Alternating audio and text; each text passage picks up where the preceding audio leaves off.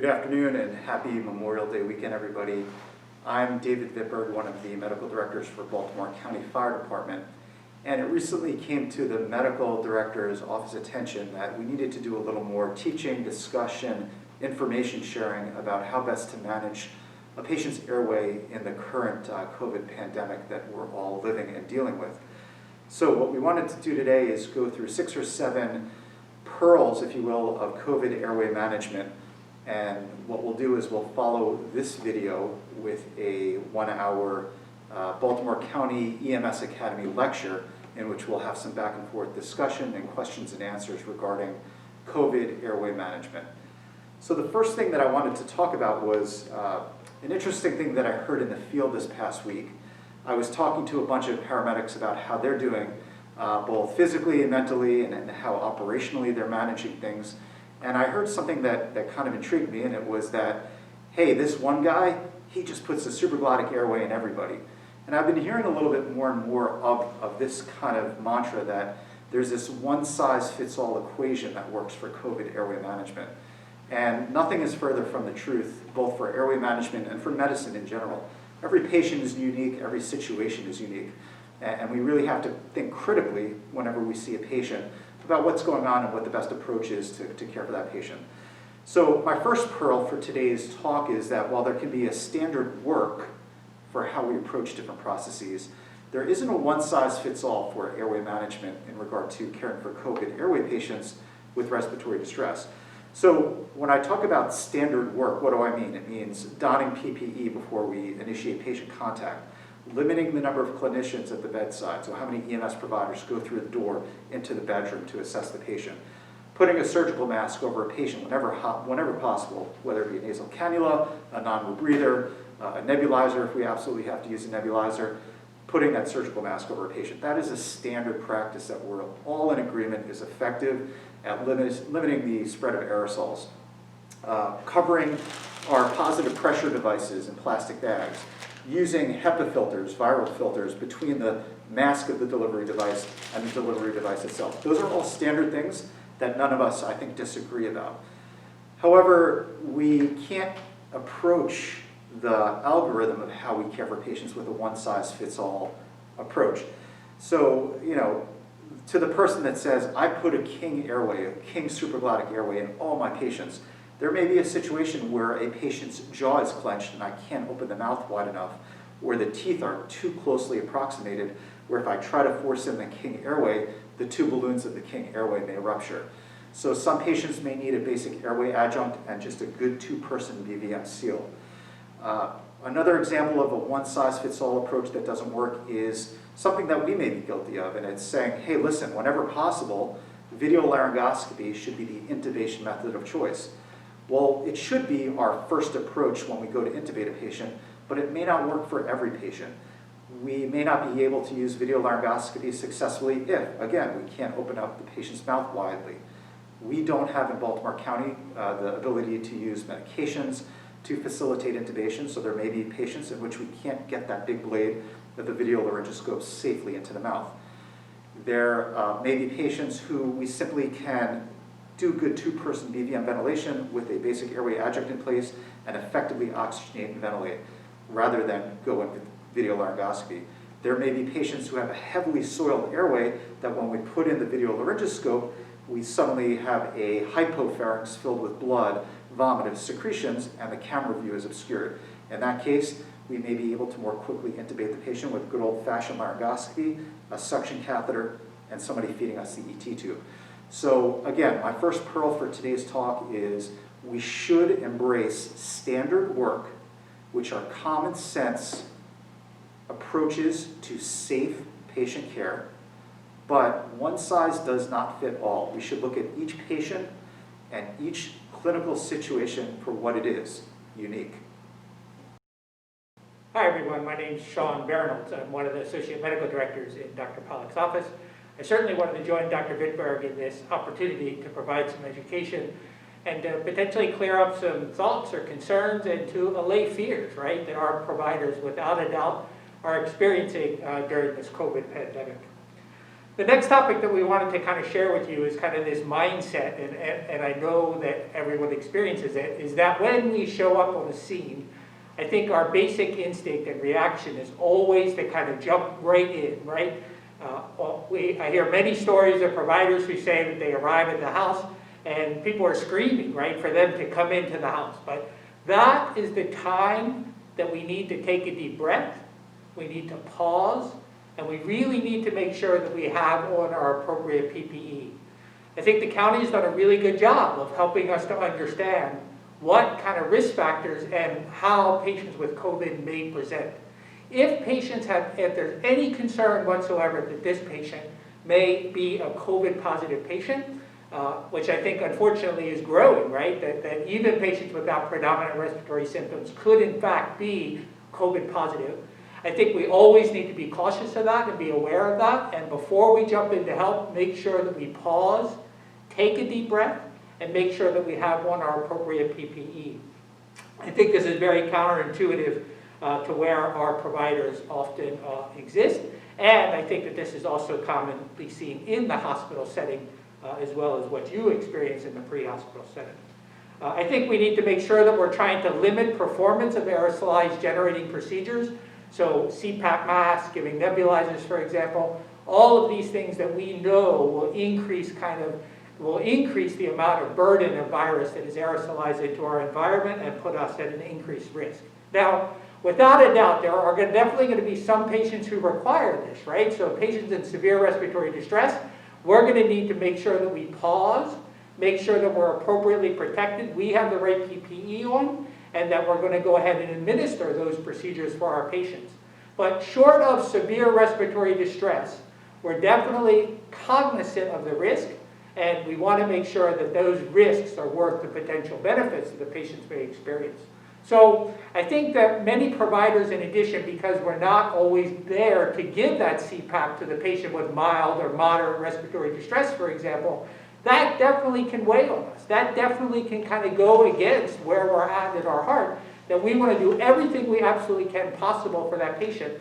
But I think during this current pandemic, until we really understand kind of where we're at with all of this, I think that we need to be cautious and we need to recognize that giving aerosolizing procedures clearly can put providers at risk.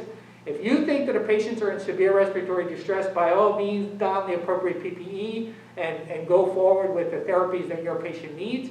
But keep in mind that we're definitely kind of shifting that threshold right now. And this is happening in the hospital as well. So if we can get by without these aerosolized generating procedures, then for now, that's probably the best path forward. So the third COVID airway pearl that I want to talk about today is remembering the basics, basic fundamentals of good BLS airway management, which is the foundation upon which ALS airway management must sit. So one of the things that we just did in simulation training with all the supervisors in Baltimore County was exactly this. We did a high fidelity training where we talked about fundamentals of good BLS airway management as how to refine, ALS airway management. Good BLS airway management, let's talk with the concept of two-person BVM ventilation. So when we do BVM ventilation for a patient with COVID, before they're intubated or before we progress to insertion of a supraglottic airway or intubation, we of course want to take precautions with regard to the BVM, keep it covered if possible, have a HEPA filter or viral filter between the mask and the delivery device. And remember that the HEPA filter is only as good as the seal to the patient. So what I recommend, and I'm actually just for sake of demonstration purposes, I'm going to disconnect the mask. And I would of course have a full face shield on right now. We want to have one person at the head creating an excellent seal on this BVM mask. Because again, if there's one person doing BVM ventilation, squeezing the bag, and it even comes off transiently, there's going to be aerosolization of viral particles. So this really gets back to one of the first things that I spoke about today, which is the one-size-fits-all approach doesn't work for all patients.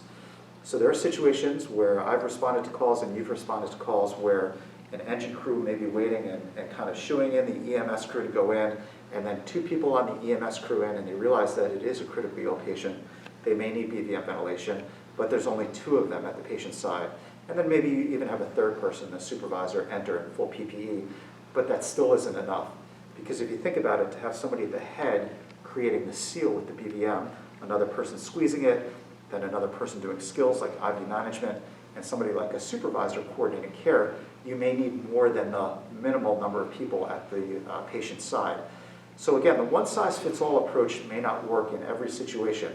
Supervisors or officers who are running EMS calls should be empowered to call for additional resources that would be beneficial for patient care, i.e., if you need a second set of hands to create an excellent seal on that mask to do effective BVM ventilation, not just to create good chest rise and fall, but to, again, create a nice sealed circuit to limit aerosolization. Our officers, our EMS officers, and our paramedics running the calls should be empowered to ask for additional assistance. So we have to go back to basics and remember things like 2-person BVM ventilation. The other thing we have to remember are other fundamentals of good airway care whenever possible, and there's no cervical spine restrictions. If the head of bed can be elevated a little bit, that should improve the ability to ventilate a patient. Don't forget to insert basic airway adjuncts, a lubricated nasopharyngeal airway, an oral airway if the patient doesn't have a gag reflex and you can open up their mouth. And again, the viral filters should always be used between the delivery device mask and the delivery device itself, whether it be a BVM, a CPAP machine, or in our world, a mechanical ventilator. But those viral filters are only as good as the seal of the total system. Thus, the importance of 2-person BVM ventilation. Hi there. So now we're on to pearl number 4 for airway management during the COVID era. And the next message that we really want to share is the idea that we should have the most experienced provider managing that airway, particularly when we're talking about intubating a patient. Now, I totally understand that, as our providers and our students are getting back out into the field, that, how are we going to make sure that they have the technical skills that are required for them to grow and for them to learn too. And without a doubt, we're going to need to answer those questions eventually. But right now, because of this COVID epidemic and because of the risk of aerosolization during intubation is so high, right? That's one of the biggest concerns that we have during these procedures, is that we really want to make sure that we have the most experienced provider at the bedside who is going to be able to do this intubation. In the field, most likely that's going to be our EMS supervisors who carry their King Vision, right, the video laryngoscopes, which we are also advocating for to be used early and often for these patients, is to have our most experienced provider do the intubation when that's required during this time of COVID. So the 5th thing that we want to talk about today is airway management as pertains to cardiac arrest specifically. So you're probably getting tired of hearing the one-size-fits-all doesn't work comment that I've been making throughout this video, but I want to reiterate that here. There is no one size that fits the approach to cardiac arrest airway management. In our COVID-19 field response guide, which every provider has to be familiar with and reading the updates, there is a comment that patients should be intubated as early as possible. And that is actually very, very good guidance, but it may not always be feasible to intubate a patient early based on where the patient lays, the resources at the scene. Is your supervisor there? Is the video laryngoscope there? Is other supportive equipment and human resources that you need at the patient's side? So again, while it is ideal to intubate the patient early, or if you will, seal the airway off early, it may not always be feasible to do it rapidly or within the first 5 to 10 minutes of the resuscitation. Again, I want to emphasize that during cardiac arrest management, basic airway management is where it all starts. And it starts with a 2-person BVM technique, one creating a tight seal, the other squeezing the bag, a HEPA filter or viral filter between the stem of the BVM and the bag, and then allowing your most experienced ALS provider to prepare their airway equipment and get in and perform that procedure. What procedure might the airway manager perform? Well, in certain circumstances, it may be easiest to open the mouth widely and insert a supraglottic airway like a King LTSD and seal the glottis from above. Put your capnography, inline capnography, attached to your LP15, your HEPA filter, and then continue bagging the patient. And then you can also cut a little hole in the surgical mask and put it over all of that to limit any sort of dispersion around the balloons from the supraglottic airway out of the patient's mouth and nose. That may be the optimal situation for a certain crew and a certain ALS provider for a certain patient.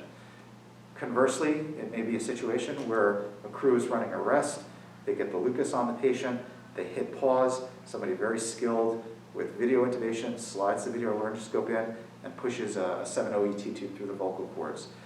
The key thing here, like everything else in medicine, is you want to choose the right procedure for the right patient. And that has to align with the crew and the resources that are present. So again, one size doesn't fit all.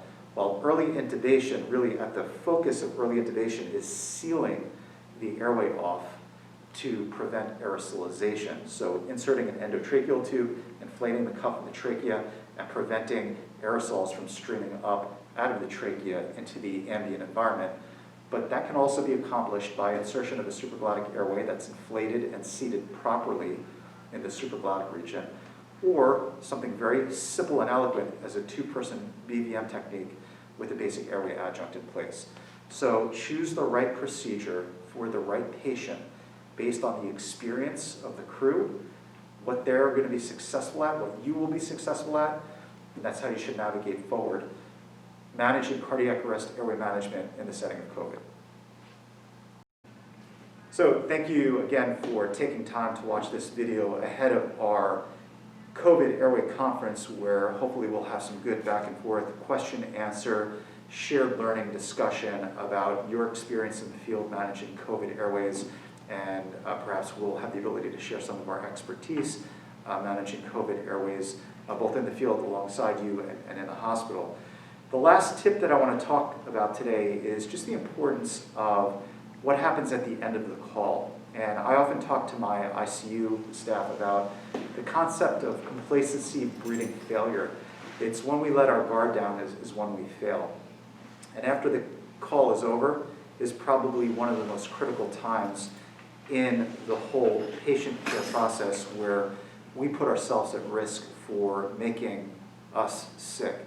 And a couple little tips that I'd like to throw out there is also a little bit counterintuitive. What I have gotten in the habit of doing is if I put my hand into a patient's airway to do a kind of cross-finger technique to open up their mouth widely, or if I've had a suction catheter in my hand, or if I've even been close to their mouth while intubating a patient or doing any airway procedure, I will typically put alcohol-based hand rub directly over my gloves to deactivate the viral particles that may be on my gloves prior to doffing my gown and my gloves as one unit. I understand that providers are putting on 2 pairs of gloves when they're managing patients that need airway management or cardiac arrest.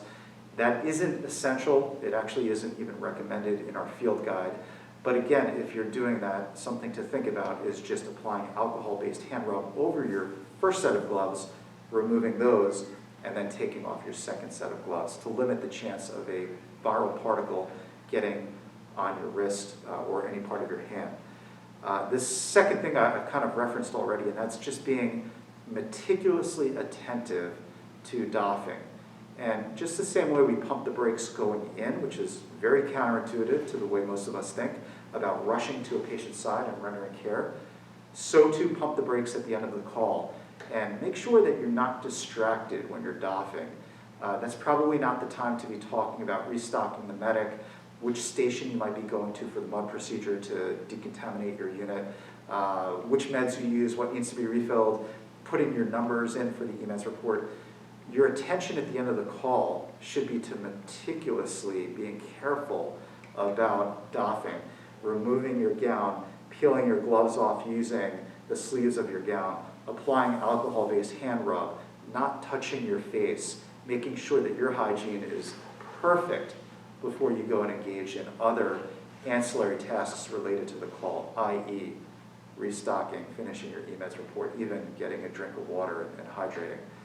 And again, at the end of the call, make sure that if you did do an aerosol generating procedure, such as BVM ventilation, administration of CPAP, a nebulizer, or even if you had a PUI that was coughing and you're concerned about dispersion of aerosolized particles around the unit, that you contact your district officer to receive guidance as to whether or not you should go to a designated station that can do detailed decontamination of your unit before return to service.